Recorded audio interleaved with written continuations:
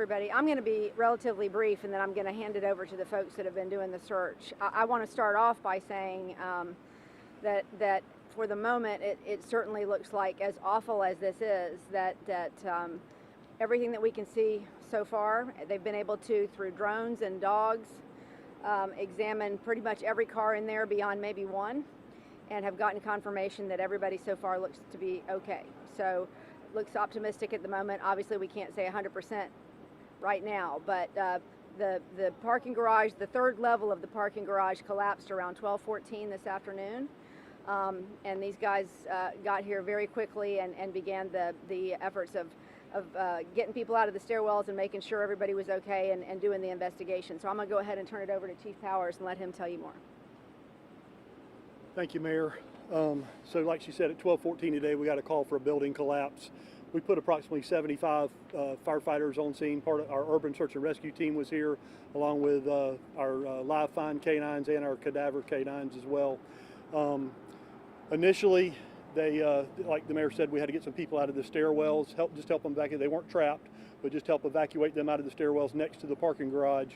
And then we began the search of the actual parking garage underneath the collapse.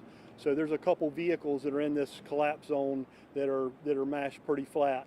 And the structure is not safe at this time, and so we have to be very careful putting personnel in there. So we use dogs, we use JSO brought their drone unit out, and we use drones to do part of those searches, and then we had to do some actual human search as well. But so far, like the mayor said, we have not found anything, but until we can finish unpiling some of that stuff and get structural engineers in here to make sure it's safe, we can't say 1,000% that everybody is accounted for now. JSO it can talk to in just a minute, talk about what the side they're working on helping to confirm people's cars that are parked in that garage. But right now we just can't say 1,000%, but we're pretty confident that everybody's safe.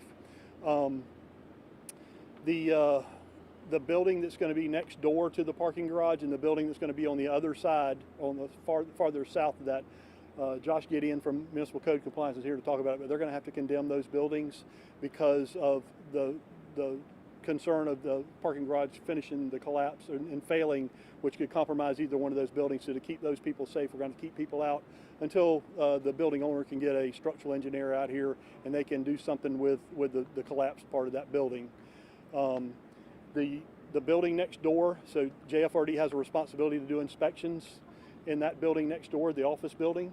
That inspection was done on October the 12th of last year, and a follow-up inspection was done on December 29th. So we do those annually, so it's within the year's period. The building owner is responsible for, by state statute and by city ordinance, for doing inspections on the parking garage itself.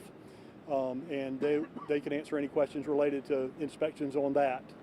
And with that, like I said, our urban search and rescue team did some pretty heroic effort. That is a very unstable parking garage right now, and we had some men and women from JSO and JFRD that really put themselves in harm's way to make sure that people were safe. And I just got to say thank you to both of those teams. With that, I'm going to bring up Jamie Eason from the Jacksonville Sheriff's Office to talk about their part of this. Good afternoon. I'm Chief of Patrol Jamie Eason.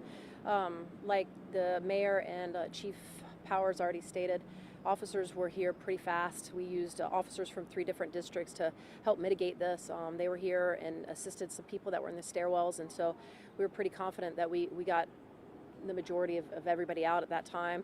Then at that time, JFRD arrived on scene and we became a support service for them. We handled the traffic and the security of the building and making sure that nobody enters that building. We'll continue to do so. Like JFRD has their side of how they are going to handle this. We're obviously going to be the security aspect of this, and officers will be here as long as needed to make sure that our community and the hospital and surrounding neighbors are safe. Thank you. With that, we can take any questions. We have a representative from St. Vincent's here, and we also have Josh Gideon from Municipal Code Compliance with the city that's here to take any questions you may have. Can anybody say how it happened? What happened? How this? No is the answer. Obviously, we're very early into this, and There'll be a full investigation done. There'll be engineers brought out and look at that. But right now, there's nobody prepared to say what happened. Some kind of structural failure, but we don't know what. Chief, what's the layout of this? Is this a central parking garage flanked and connected to two office buildings, or what? It is up. It's up beside one of the office buildings over here, and then on the other side of it is a residential facility related to St. Vincent's. But it's up close to one of their medical facilities. So when you say condemned, does that mean condemned permanently or condemned barring reinforcement? It's condemned until some structural engineers can get on scene and determine the best way to stabilize that failed structure. Once that's stabilized, that engineer will make a determination of when people can go back into their offices and go to work. But until that happens, for safety reasons, we have to keep people out of those buildings. When is the engineer expected to be here on the scene? That's up to the building owner, and they'll have to arrange that. How many people were evacuated from the stairwells? Do you have an approximate number? I do not have an approximate number. How many cars are left there, and when can people retrieve their vehicles? Yeah, there's actually, so like Chief Powers stated, that we actually were able to send in drones to ensure that we wanted to put eyes on every single car that we possibly could in there and get tags so that we could, get people identified. So we have about 111 cars in there that we've counted. And the tag numbers to those. And when can people retrieve those cars? At this point, we don't have an answer to that. It's going to be up to the structural engineers that come up with that. For the building owner, the inspections on this, when was it done? We had heard people telling us there was scaffolding up there not long ago holding it up. Is that true? Yeah, absolutely. Well, first of all, really, we just want to say thank you to our first responders for their immediate action on this event, and we appreciate them. We're grateful that it seems no one was injured. We're also grateful for our care staff who ensured continuity of care for all Ascension St. Vincent's Riverside patients. We are conducting an investigation, and to do so, we will be working with JFRD. At this time, however, in this point in the investigation, we're obtaining more information, and I'm going to have to circle back on that when I do have more information. But was it inspected? At this point in the investigation, I just need to get more information, and when I have that information, I will be able to provide it. And is it associated with the Chartrand building, the cardiac care? We've been hearing different things. What is it used for, and who uses it? So this parking garage is used for our staff, for any resident who's staying at the location to the left of the building, the River House, as well as for patients. Are you aware that the company that built the parking garage had another garage that collapsed a couple of years ago, and could you talk about that? At this point in the investigation, I really can't speak to that, and we just really need to obtain more information. And who was the builders of the parking garage? I just think we really just need to obtain more information before we can speak to that. What time did you close your ER, and has it reopened yet? The ER remained open the entire time. We were accepting patients through our Dillon entrance, which is close to our main entrance, and then we were escorting them down to the ER. So the ER has and will continue to remain open. One more question. Chief, you were at the Berkman collapse, correct?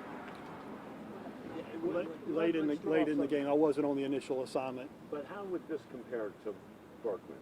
Berkman was a much larger and more catastrophic collapse. Pretty much, as you could see from the footage, it really, there was a lot of damaged area. This is kind of isolated into a smaller area than was what was at Berkman. And people coming through here, they're going to want to know when they can start driving. Any idea when you're going to be opening Yeah, that's a roads? JSO question. That's a question we've been getting too. No, and that's a good question actually. As soon as this is over, the streets are going to be open. The only streets that's going to be closed is right there at the ER, the entrance to the ER hospital. That street right there, St. John's and King. That's going to be closed off to go down that way towards the parking garage.